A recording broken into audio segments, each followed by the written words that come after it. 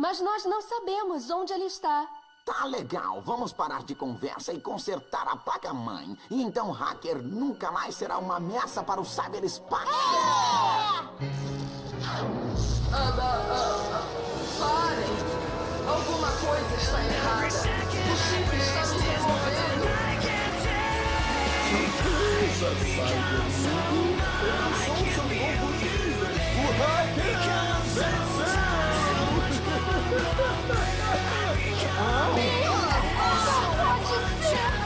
Eu roubei o chip codificador do Dr. Bully e prendi o doutor! E lá está o seu gênio genial!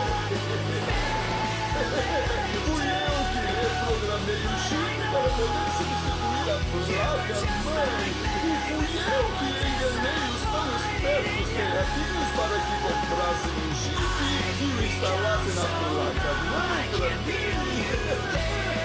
E agora eu tenho todo o dinheiro de vocês também! Eu não acredito! Caímos no truque dele! O que a gente fez? O que a gente fez? A propósito, eu acho que conhecem minha nova sombra! Malvada! Isso não é a realização do que eu sabemos de você! Eu não acredito! Isso não pode estar acontecendo! Hacker destruiu a placa-mãe! E agora ele está no controle absoluto!